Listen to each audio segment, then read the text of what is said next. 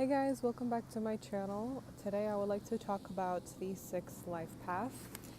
I just want to apologize in advance for all the background noise and people walking around me.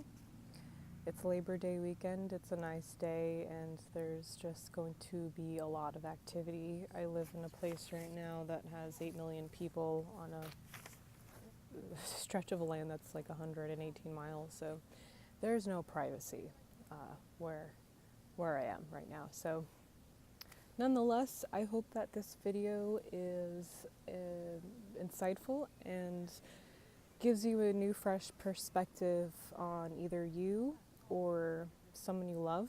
As I start with every video, I just want to remind you to please watch my How to Calculate Your Life Path Number video, as well as How to Interpret Your Life Path video, so that this makes sense. And with that, let's begin.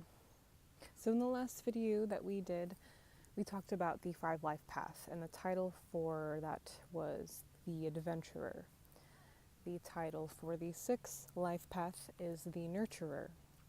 The 6th life path is here to bring the energies of home, as well as to remind us that we're all nurtured with the people around them and the world at large, potentially.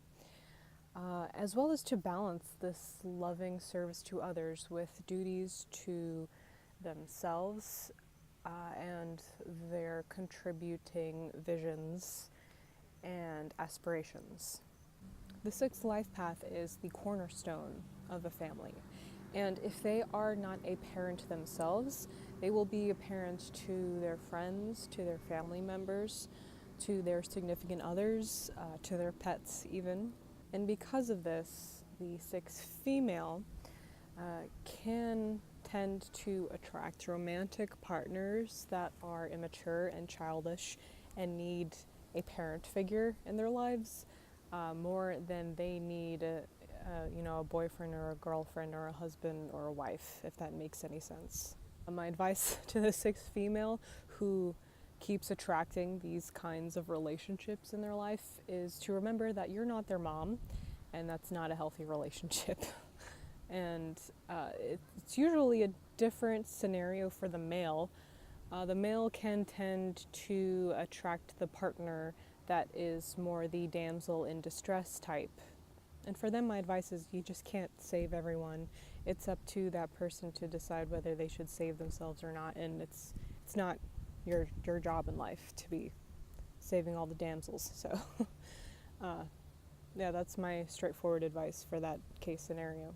The 6 really craves harmony in their lives, and so they will make decisions doing the best they can to promote harmony. And so it just so happens that this tends to affect the people around them as well. When you create harmony in your own life, people feel that energy and they'll want to be around you, and they might even look to you as a parent figure, someone who creates a harmonious environment to the point where they feel like they're being taken care of, hence the nurturer of the 6. The 6 tends to be a very creative number, and if they don't stay in the creative flow of their lives, this will create disharmony, and it will not lead to a situation that they want to be in. They could succumb to trivial matters, things that are really not important in the grand scheme of things, not really important in the bigger picture of life, and this will inevitably create dissonance. When the 6 is in their shadow, they will want to control everything or help everything. And usually it's controlling another person in their lives, thinking that they're helping them by doing everything for them and being so nitpicky about every aspect of their environment, etc. A 6 that is expressing through their shadow also will not understand that in order to create the harmony that they want in their lives, they will need to do a lot of work on themselves, and it will not involve exterior things. It will not involve things that are outside of ourselves. And it's only when they are in harmony with themselves will they actually be able to be in this loving service of others. It kind of reminds me when I was talking about the two and how you can't give with an empty cup. You have to make sure your cup is filled. Well, rather than it just being, making sure that you're healthy for the six, it's really like it could look like doing some soul searching, but it really depends on the person. I could think of many different scenarios that the six could encounter where they have to really learn an important life lesson and be changed by it, and then walk in that new frequency, walk in that new energy that they're calling into in their lives. Continuing on possible shadow aspects of the six, it could be that you're overly self-sacrificing, which I guess I could piggyback off what I just said about the empty cup, but basically just giving way too much of yourself to the point where you're in complete imbalance, and you're not really able to express through your harmonious six energy the way that you are meant to. Now, as with every single number, you could potentially be the reciprocal of what the six is supposed to be and become the Cancer to your family.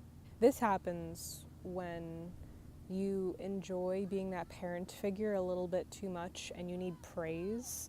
I've seen six shadows who will leave a party because no one laughed at their joke. Like they need all the attention, and they need positive attention, and once they talk, everyone needs to listen in their family. And this is extremely dangerous in the case of of a child who has a parent who is expressing through this sixth shadow. God bless you, and hear me out, because you need to know that this is a toxic parent and you need to build boundaries. Because the six, like I said, I don't know if I said this yet, but the six has like a kind of magnetism about them because of their, harmonious energies. And so people will actually feel guilty, like their children will feel guilty when they're not giving them praise, and that toxic parent disapproves of that. So it creates a difficult situation for everyone, and like I said, you kind of become the Cancer to the family rather than the provider of the family, because you just want you want to be in this glorious light of praise all the time.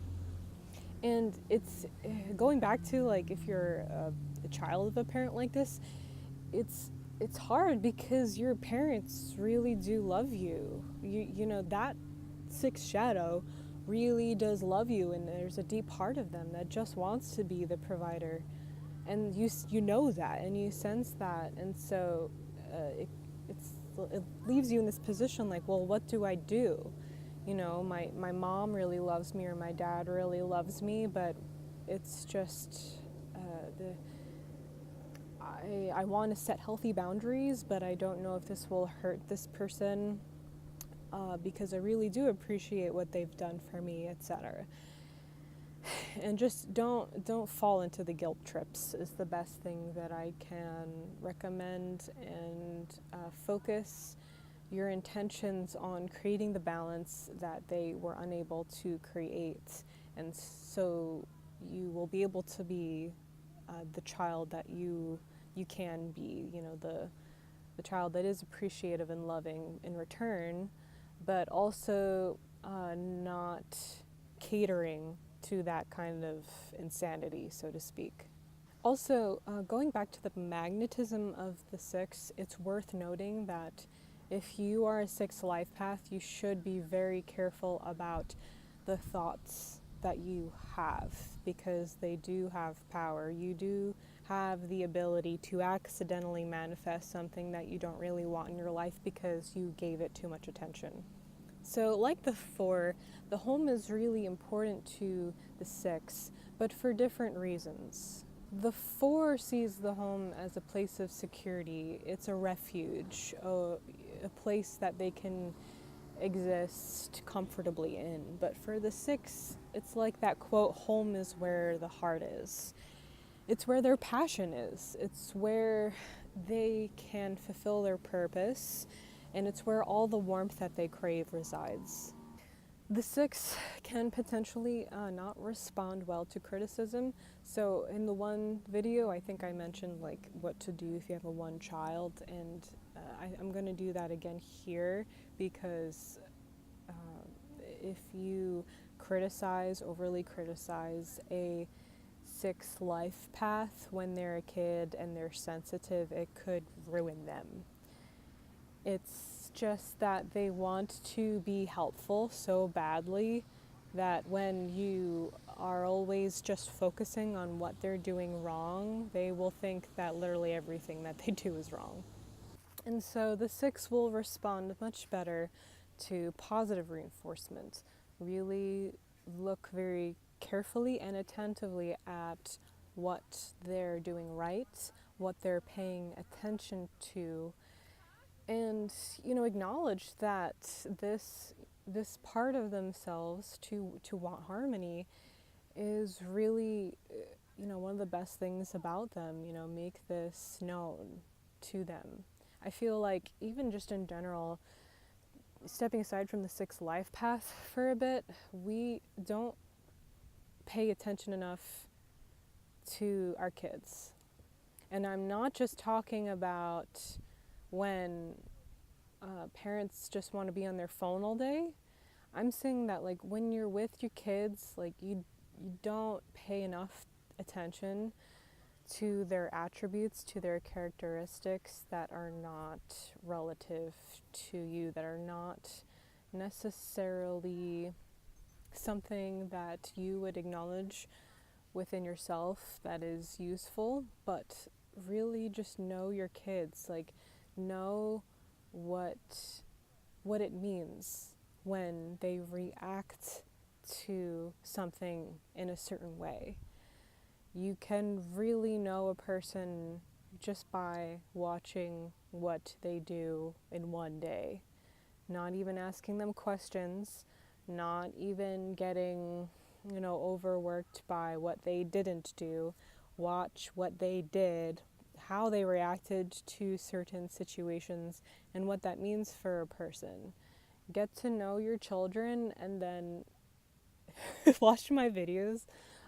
See what life path they are, and ask me questions, because I feel like I would have a lot of good advice for parents when it comes to trying to nurture the positive qualities of each of these numbers, so that when they're adults and they're, later in life, when they're adults, they're not so disconnected from these essential parts of themselves, and so they don't start expressing through their shadows, so that the 3 can express themselves the way they feel like they need to, so that the 6 knows how to develop an actual harmonious environment without creating dissonance, so that the 5 doesn't dive off the deep end into an abyss of escapism and ruin their lives. Like, we can stop this at a young age, and you need to know your kids in order to do this. Sorry for the side rant. Continuing. Maybe I'll make a video later on after this series about, the life paths as a child or something like that, just because I know that this is going to get lost in the video for those who are not, paying attention to the 6 life path, because they don't know anyone who is a 6 life path, or they are not a 6 life path. But I digress. Thank you for listening to my rant if you did. Back to the 6. The 6 has a tendency of going above and beyond in their workplace. They will try to do their job and then everyone else's. They will fulfill their own responsibilities and then try to make sure all other bases are covered, just so that everyone is happy. The 6 is also a believer in, if you want something done right, do it yourself. And so I've known a lot of 6 life paths who are engineers, because with that attitude they really learned how things worked, how electronics work, how this machine works, how the car works, and then how do we fix this? They want to fix everything a lot of times, because that's one way of creating harmony in an environment, is by fixing things. And so my advice to that is, one, don't become fixated on this, but appreciate this quality about yourself, because you contribute so much to the human race in this way. So thank you. A great artistic outlet for the 6 would be playing any kind of instrument. And think about it, if you want to create harmony, the uses for sound frequencies are immense. The first instruments that came to mind were piano and violin, like string, and then the mechanics of the piano that makes the certain frequencies. I don't know why. That's just what came to mind. But really, I think any instruments could be of major benefits to the 6. It's great because it gets them in a creative flow, and so they're paying attention to their own needs and to their own duties to self, their own aspirations, etc. But at the same time, in doing so and learning how to play this instruments and practicing to the point where you start playing in front of people, you then get to create this ambiance in your environments, which usually your friends and your family and so on are in. And then your friends and your family members get to experience this harmonizing effect, and it's great for everyone all around. So, honestly, out of all the arts that I've recommended for the numbers, I'm really excited about recommending instruments for the 6. So if you're a 6 life path and you've never thought about that before, seriously consider it. I think the 6 would also make great chefs, because food is a way to nourish people, and so you can be a nurturer in that respect as well. Other careers could be a professional musician if you do love music and are very serious about it. Personally, if I had to choose any life path number to be my boss, I would want the 6 to be my boss, because they will go out of their way to make sure that everyone is okay, that everyone is being treated fairly, that everyone is having a positive experience, so that they can, grow within the workplace, and then that growth will benefit the company as a whole, so that even people who are not in that space every day can feel it. And so 6 should also be managing something.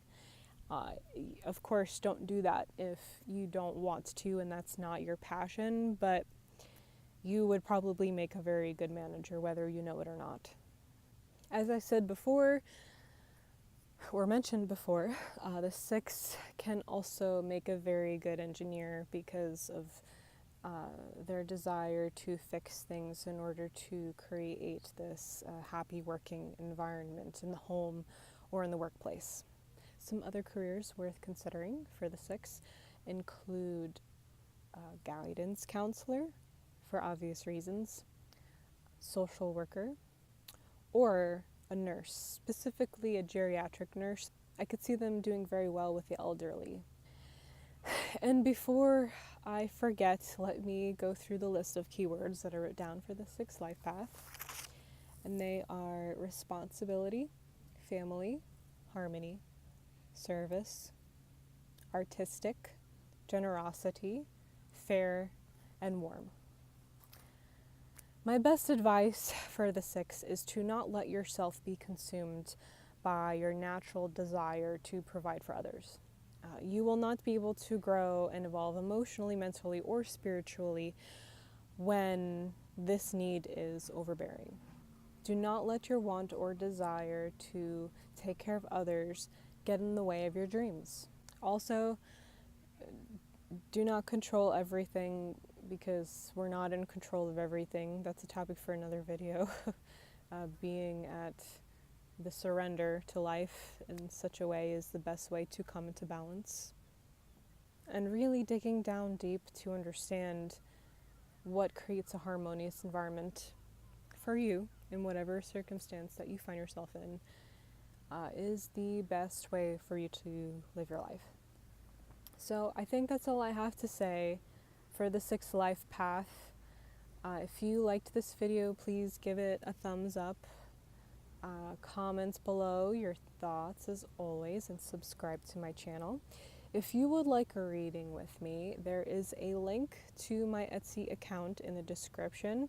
A reading with me will include a PDF document that you have to hold for the rest of your life, as well as an 1.5-hour session with me to talk about whatever that you want to talk about in addition to your chart, your numerological chart.